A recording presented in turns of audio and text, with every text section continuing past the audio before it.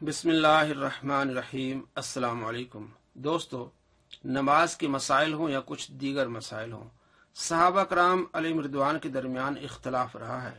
اسی طرح تابعین، تبع تابعین، محدثین کے درمیان بھی اختلاف رہا ہے۔ انہوں نے اس اختلاف کو طعن و تشنیع کا ذریعہ نہیں بنایا اور نہ ہی اس اختلاف کو لے کر ایک دوسرے کو برے القابات سے نوازا ہو، لیکن آج معاملہ بالکل الٹ ہے۔ مجھے ایک تحریر ملی ہے جس میں موصوف نے یہ دعویٰ کیا ہے کہ نماز میں سینے پر ہاتھ رکھنا سنت ہے، اور جو ناف پر یا ناف کے نیچے ہاتھ رکھتے ہیں وہ جھوٹی روایت پر عمل کرتے ہیں اور وہ علماء سو ہیں۔ آج ہمارا یہی ٹاپک ہے کہ نماز میں سینے پر ہاتھ رکھنا سنت ہے یا ناف کے نیچے ہے۔ تھوڑی سی وہ تحریر آپ سماعت فرما لیں۔ بھائی اور بزرگوں، سیدی رسول اللہ صلی اللہ علیہ وآلہ وسلم نماز میں سینہ پر ہاتھ رکھتے تھے، جبکہ ناف پر یا ناف سے نیچے ہاتھ باندھنے کے متعلق ایک روایت بھی صحیح نہیں ہے۔ یہ دعویٰ کہ ایک روایت بھی صحیح نہیں ہے۔ بعض علماء جب اپنی نماز کے بعض حصوں کو صحیح حدیث سے ثابت نہیں کر پاتے تو کہہ دیتے ہیں کہ ایسی باتیں کرنا فرقہ پرستوں کا کام ہے یا یہ کوئی بہت بڑا مسئلہ نہیں ہے۔ لیکن دوستو، سیدی رسول اللہ صلی اللہ علیہ وآلہ وسلم کی سنت سے منہ پھیرنا اور پھر اس کی مخالفت کرنا کوئی دانشمندی نہیں۔ نماز دین کا ستون ہے، اور خرابی ان لوگوں کے لیے جو اپنی نماز سے ہی غافل ہیں۔ لوگ کہتے ہیں کہ امت تکلیف میں ہے، اور حقیقت یہ ہے کہ امت کا ایک بڑا حصہ اپنے دین کی بنیاد نماز سے ہی غافل ہے، اور جو پڑھ بھی رہے ہیں ان کی اکثر تعداد نماز نبوی صلی اللہ تعالی علیہ وآلہ وسلم سے غافل ہے۔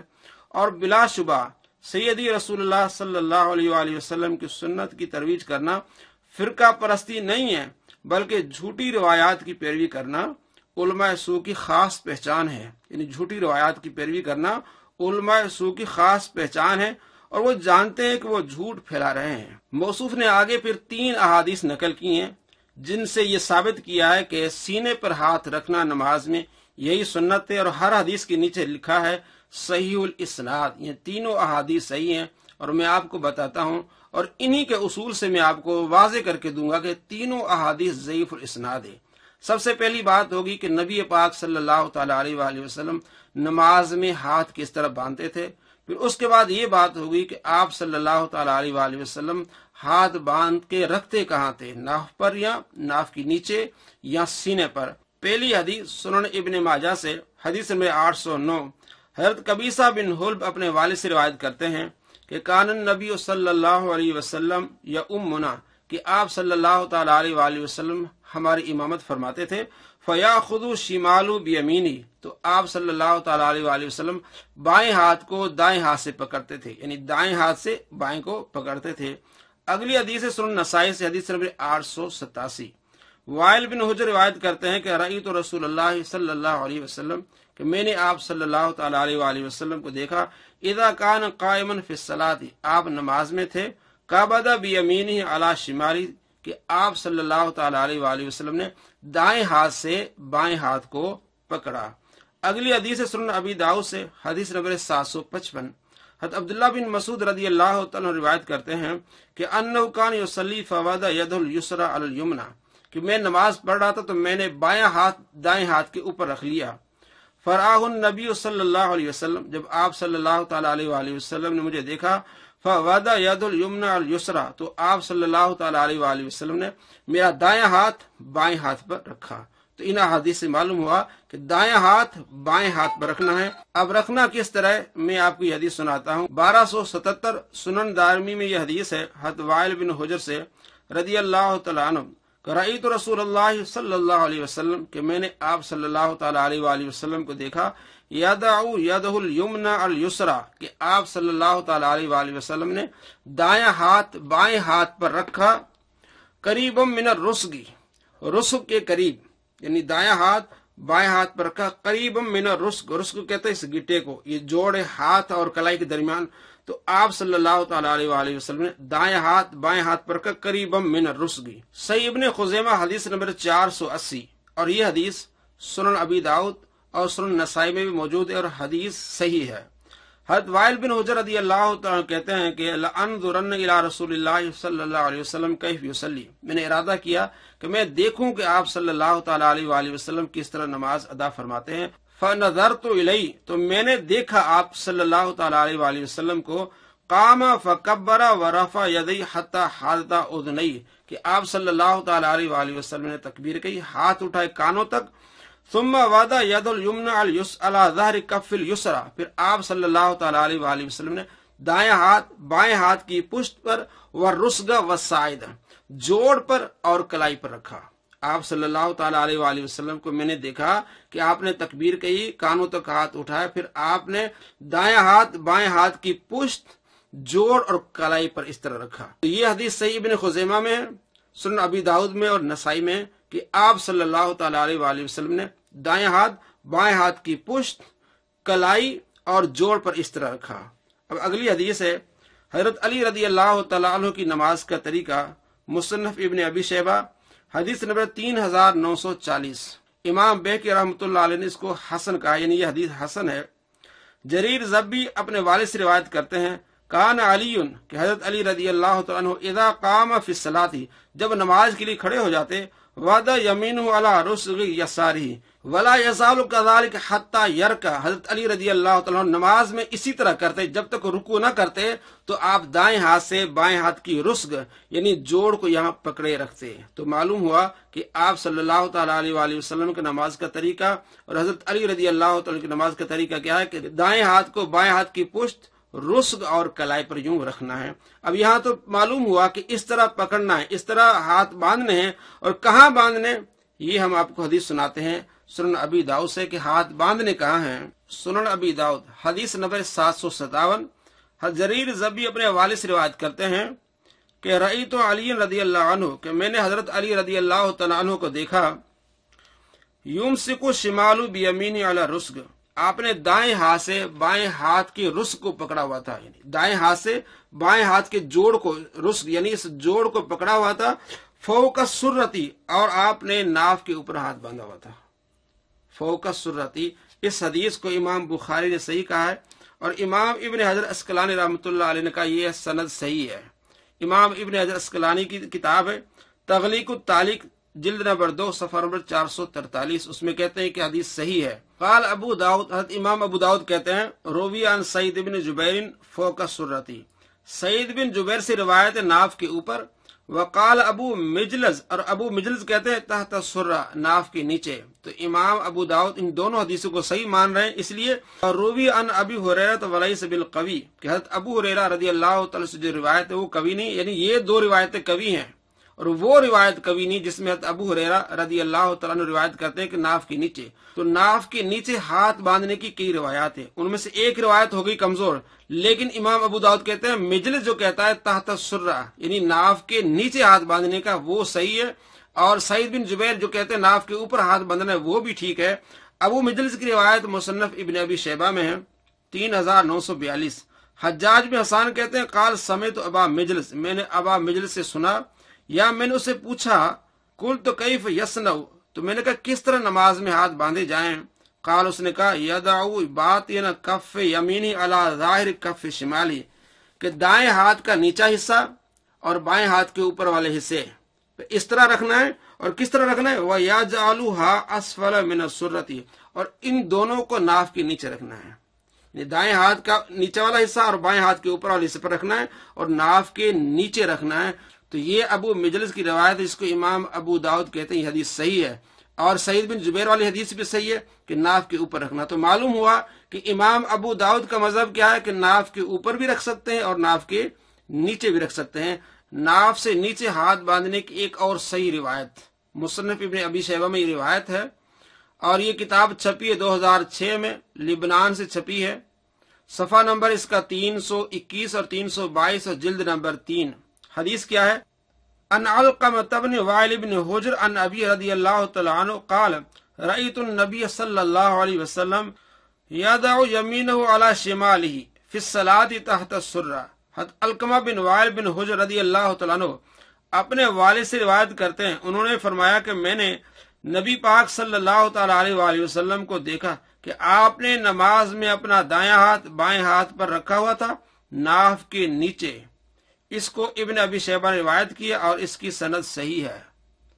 حضرت وائل بن حجر کہتے ہیں کہ میں نے دیکھا کہ آپ صلی اللہ تعالی علیہ وآلہ وسلم نماز میں دائیں ہاتھ کو بائیں ہاتھ پر رکھے ہوئے تھے تحت السرہ ناف کے نیچے۔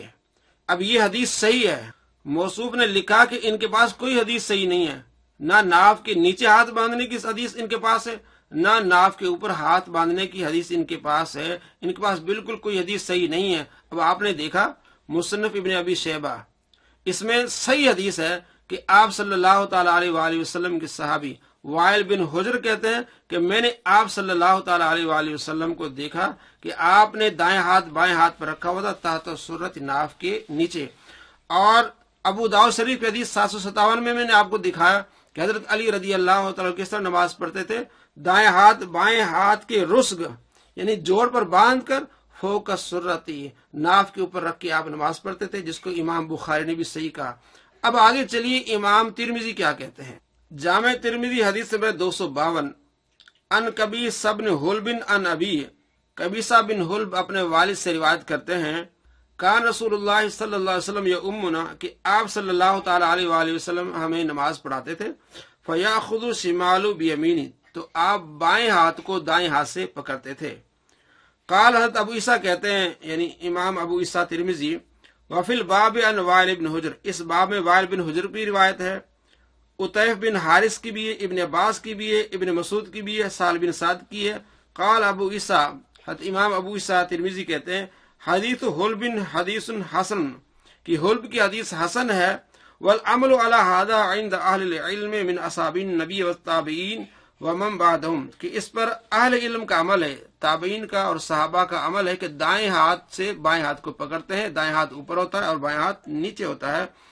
آگے امام ترمذی لکھتے ہیں، یرون ان یدع الرجل یمینہ علی شمالہ فی الصلاۃ، وہ یہ دیکھتے تھے کہ دایاں ہاتھ بائیں ہاتھ پر رکھتے تھے نماز میں، ورا بعضهم ان یدعہما فوق السرۃ، بعض نے یہ دیکھا کہ ناف کے اوپر ہاتھ رکھتے تھے، ورا بعضهم ان یدعہما تحت السرۃ، اور بعض نے یہ دیکھا کہ ناف کے نیچے ہاتھ رکھتے تھے۔ وکل ذلک واسع عندهم، امام ابو عیسیٰ ترمذی کہتے ہیں کہ ہر ایک کے پاس وسعت ہے کہ ہاتھ آپ ناف کے اوپر رکھ لیں یا ہاتھ آپ ناف کے نیچے رکھ لیں، اس میں کوئی حرج نہیں، اس میں کوئی تنگ نظری نہیں ہے۔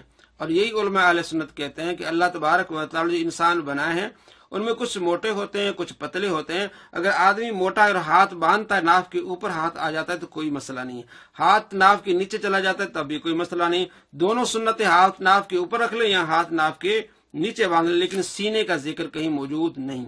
معلوم ہوا ترمذی شریف سے، ابو داؤد سے، مصنف ابن ابی شیبہ سے کہ آپ صلی اللہ تعالی علیہ وآلہ وسلم کی یہ عمل ہے کہ آپ دائیں ہاتھ کو بائیں ہاتھ کی پشت، رسغ یعنی جوڑ اور ساعد کلائی پر رکھتے تھے اور ناف پر یا ناف کے نیچے باندھا کرتے تھے۔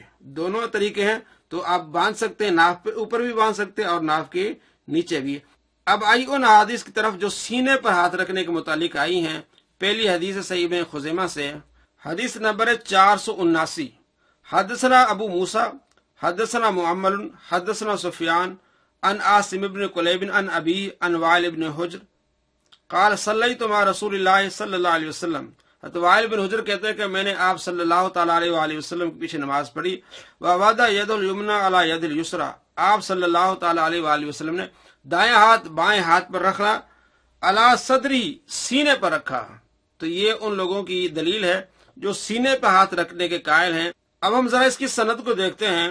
امام ابن خزیمہ کہتے ہیں حدثنا ابو موسیٰ، ہمیں حدیث بیان کی ابو موسیٰ نے، حدثنا معمر، ہمیں حدیث بیان کی معمر نے، حدثنا سفیان، اور ہمیں حدیث بیان کی آگے کہتے ہیں سفیان عن عاصم بن کلیب، سفیان روایت کرتے ہیں عاصم بن کلیب سے۔ اب ذرا غور کیجئے کہ سفیان روایت کر رہے ہیں عاصم بن کلیب سے، جو سینے پر ہاتھ رکھنے والے حضرات اس کو دلیل مانتے ہیں۔ اب ذرا دوسری حدیث بھی دیکھیں جن کو یہ حضرات ضعیف کہتے ہیں۔ ترمذی شریف کی حدیث ہے 257، حدثنا حناد قال حدثنا وکیع عن سفیان عن عاصم بن کلیب، سفیان روایت کرتے ہیں عاصم بن کلیب سے، اور یہ حضرت عبداللہ بن مسعود کہتے ہیں الا اصلی بکم صلاۃ رسول اللہ صلی اللہ علیہ وسلم، کیا میں تمہیں نبی پاک صلی اللہ تعالی علیہ وآلہ وسلم کی نماز نہ سکھاؤں؟ فصلی، حضرت عبداللہ بن مسعود نے نماز پڑھائی، فلم یرفع یدیہ الا فی اول مرہ، آپ نے پہلی مرتبہ رفع یدین کیا، بعد میں رفع یدین نہیں کیا۔ ترمذی شریف حدیث نمبر 257۔ اب اس کے بارے میں جو سینے پر ہاتھ رکھنے والے حضرات ہیں وہ کہتے ہیں یہ حدیث ضعیف ہے۔ کیوں ضعیف ہے؟ اس میں سفیان مدلس سے ان سے روایت کرتا ہے عاصم بن کلیب سے، تو اس زمین اور آسمان سر پہ اٹھا لیتے ہیں کہ یہ حدیث ضعیف ہے۔ اور اب جو سینے پر ہاتھ رکھنے والی حدیث کی لاتے ہیں، ذرا اس کو بھی غور کیجئے۔ اب کیا ہے؟ حدثنا ابو موسیٰ حدثنا معمر حدثنا سفیان عن عاصم بن کلیب۔ اب یہاں بھی سفیان عاصم بن کلیب سے روایت کر رہے ہیں، وہاں بھی سفیان عاصم بن کلیب سے روایت کر رہے ہیں، کہتے ہیں سفیان مدلس سے ان سے روایت کرتا ہے اس لیے وہ حدیث ضعیف ہے۔ اب یہاں بھی سفیان ان سے روایت کر رہا ہے، اب یہ حدیث صحیح ہو گئی۔ اپنے مطلب کی آ جائے تو وہ حدیث صحیح ہے، اور اگر مطلب کی نہ ہو تو وہ حدیث ضعیف ہے۔ آسمان سر پہ اٹھا لیتے ہیں کہ ترمذی شریف کی جو حدیث ہے 257، جس میں حضرت عبداللہ بن مسعود نے ایک مرتبہ رفع یدین کیا، بعد میں نہیں کیا، وہ کہتے ہیں وہ ضعیف ہے۔ کیوں ضعیف ہے؟ اس میں سفیان مدلس سے ان سے روایت کرتا ہے، اور یہاں وہی سفیان آ رہا ہے اور ان سے روایت کر رہا ہے، لیکن یہاں حدیث ضعیف نہیں ہے، کیونکہ اب ان کے مطلب کی آگی تو معلوم ہوا کہ حدیث صحیح یا ضعیف کی بات نہیں کرتے، یہ اپنے مطلب کی بات کرتے ہیں، قانون پہ نہیں چلتے۔ جب وہاں اسی سند کو ضعیف کہتے ہیں تو یہاں بھی وہ سند ضعیف ہونی چاہیے، معلوم ہوا کہ کتنا جھوٹ بولتے ہیں۔ تو یہ حدیث ضعیف ہے، کیوں؟ دوسرے طریقے سے ضعیف ہے وہ اس طرح۔ حدثنا ابو موسیٰ حدثنا معمل، یہ جو معمل راوی ہے یہ ضعیف ہے، اس کو ضعیف کہا ہے امام بخاری نے، اس کو ضعیف کہا امام دار قطنی نے، اس کو ضعیف کہا ابن حجر اسقلانی نے، اور اس کو ضعیف کہا امام ذہبی نے۔ تمام محدثین کہتے ہیں معمل جو ہے بہت زیادہ فاش غلطیاں کرتا تھا، یہ ضعیف ہے، تو اس لحاظ سے یہ حدیث ضعیف ہے، قابل عمل نہیں۔ تو معلوم ہوا کہ دوگلاپن کیسے کرتے ہیں۔ اب ان کی دوسری دلیل جو ہے مسند احمد سے، وہ بھی پڑھتے ہیں کہ کس طرح یہ دوگلاپن کرتے ہیں۔ جناب حلب رضی اللہ تعالی فرماتے ہیں کہ نبی صلی اللہ تعالی علیہ وآلہ وسلم نماز میں کبھی دائیں اور کبھی بائیں جانے پھرتے تھے، اور میں نے یہ بھی دیکھا کہ نبی صلی اللہ علیہ وآلہ وسلم ہاتھ کو سینے پر رکھتے تھے۔ مسند احمد جلد نمبر 5 صفحہ نمبر 226 حدیث نمبر 22026۔ علامہ نعیمی حنفی آثار السنن جلد نمبر 1 صفحہ نمبر 67، اور آگے لکھتے ہیں صحیح الاسناد۔ اب دیکھیں اس حدیث کا ترجمہ ہی غلط کیا ہے۔ حدیث کیا میں آپ کو دکھاتا ہوں، پھر بتاتا ہوں کہ کس طرح ضعیف ہے۔ وان قبیصہ بن حلب عن ابی رضی اللہ عنہ، قبیصہ بن حلب اپنے والد سے روایت کرتے ہیں، قال رأیت النبی صلی اللہ علیہ وسلم، کہ میں نے نبی پاک صلی اللہ تعالی علیہ وآلہ وسلم کو دیکھا، ینصرف عن یمینہ وعن یسارہ، کہ آپ صلی اللہ تعالی علیہ وآلہ وسلم دائیں طرف پھر رہے تھے یا بائیں طرف۔ نہ یہاں نماز کا ذکر ہے نہ کسی چیز کا ذکر ہے، دائیں طرف کبھی پھرتے تھے کبھی بائیں طرف۔ ورأیت، میں نے پھر بعد میں آپ کو دیکھا، یدعو، آپ نے رکھا، حاضی، ایک ہاتھ، علی صدری، اپنے سینے پر۔ اب انہوں نے کیا ترجمہ کیا؟ نماز میں کبھی دائیں اور کبھی بائیں جانا پھرتے تھے۔ کتنا بڑا جھوٹ ہے، کس طرح یہ اپنے مطلب کے لیے حدیث کا ترجمہ بدلتے ہیں۔ اب یہاں نماز کا کوئی لفظ نہیں ہے، اور نماز اگر نماز بھی ہے تو وہ ینصرف عن یمینی وعن یساری، نماز پڑھنے کے بعد۔ مسلم شریف میں احادیث ہے، بخاری شریف میں احادیث ہے، حضرت انس بن مالک سے، کہ آپ صلی اللہ تعالی علیہ وآلہ وسلم سلام پھیرنے کے بعد کبھی دائیں طرف مڑ جاتے تھے کبھی بائیں طرف مڑتے تھے۔ اب یہ اس حدیث میں یہ کہ آپ صلی اللہ تعالی علیہ وآلہ وسلم نماز کے بعد ینصرف عن یمینی وعن یساری، کہ آپ دائیں طرف پھرے یا بائیں طرف پھرے۔ جب آپ دائیں طرف پھرے تب میں نے دیکھا، یا بائیں طرف پھرے تب میں نے دیکھا کہ آپ صلی اللہ تعالی علیہ وآلہ وسلم نے ایک ہاتھ اپنے سینے پر رکھا ہے۔ تو نماز میں ایک ہاتھ نہیں، دو ہاتھ رکھتے ہیں۔ اور نماز میں دائیں اور بائیں طرف کیسے پھرا جاتا ہے؟ نماز تو سیدھا کھڑے ہو کے ادا کی جاتی ہے۔ تو یہ ان کا جھوٹ ہے، اس میں کوئی دلیل نہیں ان کے پاس کہ آپ صلی اللہ تعالی علیہ وآلہ وسلم نے نماز میں سینے پر ہاتھ رکھا ہے۔ یہاں تو نماز کے بعد ذکر ہو رہا ہے، بعد میں جب آپ دائیں یا بائیں طرف پھرے تب آپ نے سینے پر ہاتھ رکھا ہے، صحابی نے دیکھا تو وہ ذکر کیا۔ تو یہ کتنا بڑا جھوٹ بولتے ہیں۔ اور نیچے لکھتے ہیں اسناد صحیح، کہ حدیث صحیح ہے۔ کیوں؟ کہ علامہ نیبوی نے بھی اس کو صحیح کہا ہے۔ اب اتنا بڑا علامہ نیبوی کیا کہتے ہیں؟ کہتا ہے اسناد حسن، اس کی سند ٹھیک ہے، لیکن قولہ علی صدری غیر محفوظ، لیکن یہ جو علی صدری کا ذکر ہے نا کہ سینے پر ہاتھ رکھتے تھے، یہ غیر محفوظ، یہ محفوظ نہیں ہے۔ تمام جتنی بھی روایات اور آئی ہیں، ترمذی میں، ابن ماجہ میں، دارقطنی میں، کسی حدیث میں یہ علی صدری کا لفظ نہیں، اس لیے فرمایا یہ غیر محفوظ ہے، کیونکہ یہ سماک بن حرب کا یہ تفرد ہے۔ امام نسائی فرماتے ہیں جب سماک بن حرب تفرد کریں تو اس وقت وہ ضعیف ہوتے ہیں، کیونکہ وہ دوسرے اماموں سے وہ الگ ہوتے ہیں، کیونکہ ان پر شدید جرح ہے۔ جب یہ تفرد میں چلے جائیں، اکیلے کوئی ایک لفظ بیان کریں تو وہ ان کا معنی نہیں جائے گا، وہ حدیث ضعیف ہوگی۔ یہ امام نسائی فرماتے ہیں سماک بن حرب کے بارے میں، اس لیے فرمایا غیر محفوظ علی صدری کا لفظ یہ غیر محفوظ ہے۔ اور دوسری بات یہ کہ نماز کا ذکر ہی نہیں ہو رہا یہاں، یہ نماز کے بعد کا ذکر ہے کہ نماز کے بعد آپ دائیں طرف گئے یا بائیں طرف گئے، پھر آپ صلی اللہ تعالی علیہ وآلہ وسلم نے سینے پر ہاتھ رکھا، تو یہ بھی چوری ان کی پکڑی گئی۔ اگلی جو روایت بیان کرتے ہیں وہ بھی ذرا دیکھیے۔